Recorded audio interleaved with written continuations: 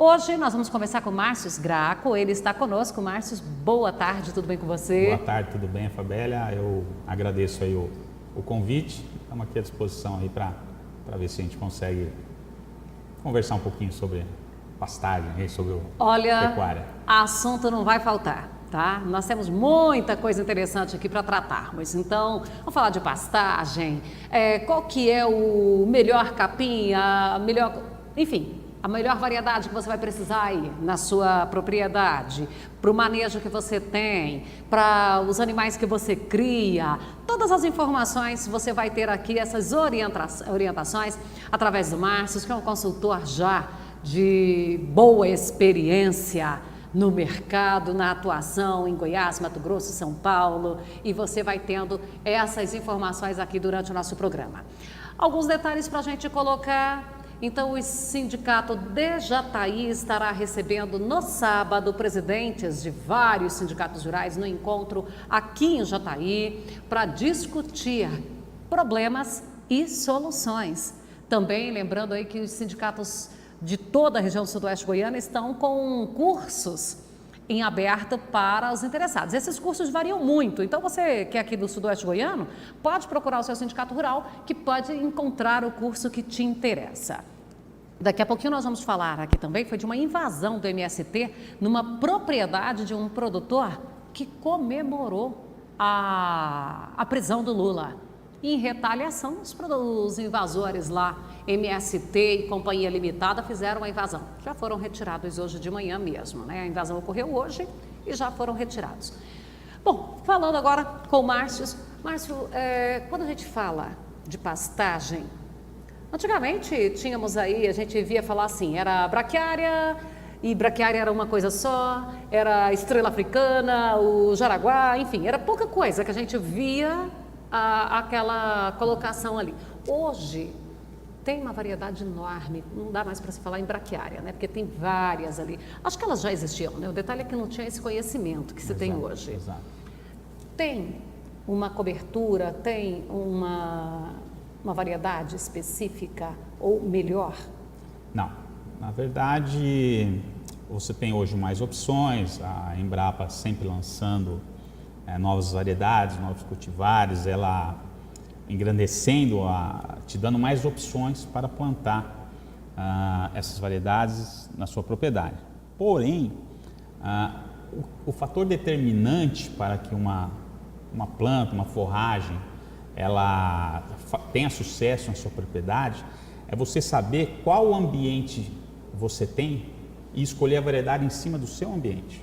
Não é vir um lançamento e você colocar na sua propriedade. Não, você tem que ver quais são as exigências edafoclimáticas, que é solo e clima, que essa planta tem e ver se ela se adapta na sua propriedade e em quais das áreas da sua propriedade que ela pode ser implantada. Então, quer dizer, para a gente fazer um comparativo aí com soja, com milho, ficaria do mesmo jeito. Uma cultivar de soja, se eu quero para abertura de plantio, se ela tem uma tolerância a estresse hídrico numa área que tem menos chuva, ou se ela tem uma resistência a uma determinada praga de solo, um nematóide, enfim. A forragem é a mesma coisa. Exato. Então, você pega uma área, vamos dizer, uma área que tem 8% de argila, um solo arenoso, e aí você pega uma variedade muito exigente em fertilidade de solo e você implanta... Ela vai sofrer lá. Vai sofrer. Então, aí o que acontece? Você viu aquela propaganda daquela variedade, vai colocar numa área que não é para essa variedade. Você tem que, por exemplo, se você, vamos usar um mombaça numa área fraca de solo, ele vai desaparecer em 2, 3 anos, né, se não tiver uma continuidade de manejo. Então, nessas áreas, geralmente são áreas marginais da propriedade, você usa plantas menos exigentes, um andropógon, às vezes área encharcada, uma medícula. Então, não existe o melhor passo, existe o passo adaptado para o ambiente edafoclimático que você tem e para a continuidade do manejo que você vai querer dar nessa planta. Então, se você vai, por exemplo, produtor de leite, que é pequeno, ele tem um solo pobre, mas ele quer pôr uma mombaça por causa da alta capacidade produtiva dele. Ele pode fazer isso, porque ele, com uma área pequena, ele vai conseguir dar um manejo para essa planta, adubação após adubação, para ela persistir. A exigência dela. Exato. Agora, uma área enorme, um produtor de 2.000 hectares. Então ele tem que, se ele quer fazer uma reforma numa área que já está suja, está cheia de juquira, né, uma área que está invadida, se é uma área pobre, ele tem que usar essas espécies menos mais rústicas. Mais rústicas, exato. Não aquela. Agora não, aí eu tenho no alto ali, eu tenho uma área de excelente, um solo eutrófico com fertilidade do solo altíssima. Aí sim, e eu vou ter que começar. Onde você vai começar a mexer numa propriedade teoricamente? Na área pior ou na melhor? Na melhor. Que ela vai responder mais rápido. Exato, o investimento é menor. Então isso aí é Bom, uma eu gestão. acho que essa dica aí é bacana. Por onde eu começo a minha reforma de pastagem dentro da minha área? Exato. Primeiramente tem que avaliar se há necessidade de reforma ou se dá para recuperação. A recuperação se faz através de manejo, adubação. Se você conta, por exemplo, tem aí 6, 7 plantas por metro, é uma área que é recuperável. Às vezes ela está com baixinha, está suja. O A por hectare ali também, ela vai contribuir com essa gestão? Sim, geralmente o que acontece, né? Essa área está mais degradada porque a área melhora e você não adequa a capacidade de suporte. Então você coloca ali, sem adubação, você tem uma capacidade para 1,5 A, vamos dizer. Mas como a área melhora, o produtor vai lá e coloca 2,5, 3, aí ela vai degradando essa área. Mas é uma área que de repente pode ser recuperada com manejo nutricional e com adequação da lotação. Se você fizer adubação, essa área que estava com 1,2, 1,3, pode chegar a 5, 6, 7 UA. Mas tudo de acordo com a capacidade do produtor de investir nessa área. Então vamos dizer, esclarecer, você tem 1.000 cabeças na área, 1.000 UAs, vamos falar em cabeça, não te diz nada, mas vamos falar 1.000 UA. E você tem ali uma área de 200 hectares. Se você adubar essa área, uma área com fertilidade alta, já solo equilibrado, essas 1.000 UAs vão caber ali. E se você adubar mais, de repente você poderia ter 2.000 UA lá, 2.000 UAs. Só que você não tem o recurso para comprar mais 1.000 UA.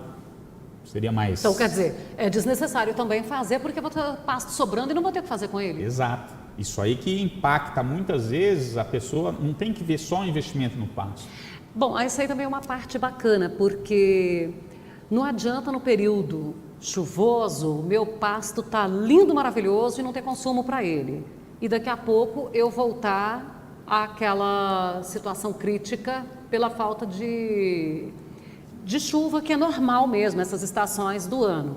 Então, como que eu vou conseguir esse equilíbrio ali nessa gestão da propriedade com a pastagem? Isso, você até citou estação, então isso aí chama-se o quê? Estacionalidade na produção. Então o pasto ele produz 80% do volume dele nas águas e 15 a 20% na seca.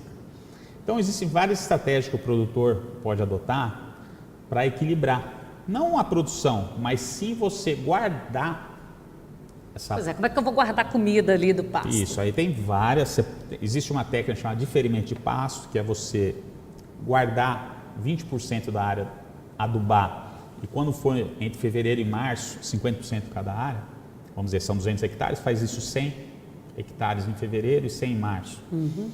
Você aduba e você veda aquela área para o inverno. E depois você coloca uma categoria animal lá, quando for lá para meados de junho, com um proteinado, se for uma vaca, um salcureia. Então você fez uma reserva, um diferimento de pasto. Você pode fazer silagem, você pode pegar a garrotada. Mas de qualquer modo eu preciso ter um complemento alimentar para a época da estiagem. Precisa. Ou se você faz uma recria, por exemplo, ou engorda, você diminui a lotação através do desfrute dos animais. Uhum. Então vamos dizer... Agora, você colocou aí que, por exemplo, eu faço lá uma adubação em fevereiro, ali para junho. Eu queria te questionar justamente isso. Naquele manejo que eu fiz ali, uma adubaçãozinha e tal, que eu cuidei um pouquinho da minha área de pastagem, quanto tempo de repouso para eu entrar com a lotação? E aí essa lotação, eu já posso entrar com ela no limite ou é bom que ela entre assim mais cautelosa? Esse tempo vai variar, eu sempre falo, vamos tentar forçar o máximo possível dessas áreas que a gente está utilizando, mas o tempo aí vai utilizar a partir de junho, que é o ideal, né? Então uns 4 meses. Uns 4 meses, mas às vezes, se o restante da área não suportar, tem que colocar antes. Né? E a lotação nessa área nunca vai passar em 1,5, no máximo uma área muito boa, 2 UA nesse período.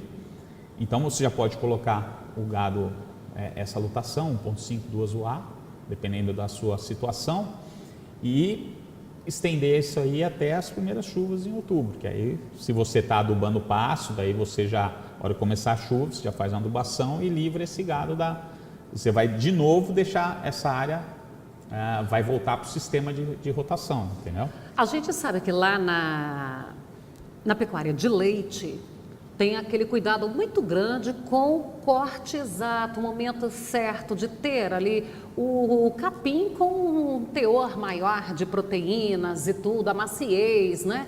Para a produção de carnes. Também passa por esse mesmo processo? Também. Tem esse momento ideal? Sim, antigamente a gente correlacionava isso com dias de descanso, né? Período, pós-pastejo, descanso pós-pastejo. Hoje a gente está correlacionando mais com a altura de pasto. A altura de gente até conhece aquelas reguinhas que pode entrar ali de acordo com a forrageira, tem as medidas para entrada e saída. Entrada e saída. Então o que acontece? Antes você falava, não, deixa 5 dias em cada pasto. Hoje não. De acordo com a altura de entrada, você pode pular um piquete para ir, vamos dizer, um que está com 15 dias de descanso, mas ele já está maior do que o que está com 25, você pula esse pasto e vai no que está mais alto. E essa alteração aí, porque nesse exemplo que você citou, às vezes um que está mais dias de descanso está menor do que um que tem menos dias. Isso vai de acordo com a adubação? O que seriam os fatores? Ou a chuva que chegou naqueles dias? Não, pode ser até dentro do mesmo módulo, né? O que acontece é que a gente fala que o solo é uma onça pintada em fertilidade. Então você tem inícios de fertilidade, são manchas. Então, você tem um pasto ali que tem uma fertilidade maior, a senescência dele vai ser mais rápida, vai ser antecipada. Então, pela altura, hoje o pessoal tem até gerente de pasto para fazer isso, você vai pular esse piquete, vai para esse que está pronto, vamos dizer assim, pela altura. Por que a altura? A altura correlaciona à interceptação luminosa. Então, o que acontece? Quando a gente fala de 95% de interceptação luminosa, significa que em cima a planta está recebendo 100% de interceptação e embaixo vai caindo o gradiente até 5%. Então o que acontece? Esse ponto é o ponto em que a planta está pronta, vamos dizer, para ser colhida, para ser comida pelos animais. A partir daí começa a senescência do capim, o envelhecimento. Então embaixo, na parte basal, começa a haver o envelhecimento da folha. Então é hora de colher. Então se a altura dessa mancha de solo que é melhor, ela já deu aquela altura para aquele determinado pasto, você vai pular aquele que ainda não chegou e vai colher essa planta que já está pronta, para ela não passar, entendeu? A gente tinha dentro das metodologias antigamente, às vezes o produtor deixava ali uma área para sementear, para que a própria semente caía e aquela pastagem ia. Hoje ainda tem eficiência nisso aí? É uma estratégia que pode ser adotada ou o ideal mesmo é que tire sempre antes? Como é que funciona isso hoje? A verdade é o seguinte, você tem aí exemplos em termos de proteína bruta, que na brotação o pasto está com 15%, na fase vegetativa está com 9 a 10%, e na senescência, no sementeamento, na sementeira, está com 4%. Então caiu muito a qualidade do pasto. Se você fez uma implantação boa... Como se estivesse comendo só bagaço mesmo. Exato. Se você fez uma boa implantação de pasto, você não precisa deixar sementear, você utilizou semente de boa qualidade, você utilizou a recomendação de quantidade de semente por hectare, você fez o manejo correto, você não precisa largar sementear, porque essa semente não vai contribuir em nada, porque já é um pasto, vamos dizer assim, fechado, um pasto que não precisa desse manejo. Então eu não gosto de utilizar esse manejo, assim, a não ser num caso que você tem muita falha e você vê ainda que dá uma recuperação, você pode fazer isso. Mas a qualidade nutricional da planta vai cair muito. Olha, e daqui a pouquinho nós vamos ver aqui uma tecnologia que é utilizada especialmente para compost barn, tá? Nós tivemos com o pessoal que trabalha com esses ventiladores, então você não pode perder hoje. Coincidentemente, o assunto ainda continua dentro da área de pecuária. Mas aqui, voltando um pouquinho aqui para a gente ir para o intervalo, antes de irmos para o intervalo comercial, falando de um modo geral, o grande produtor de áreas estruturadas, ele tem lá um consultor que vai cuidar de tudo.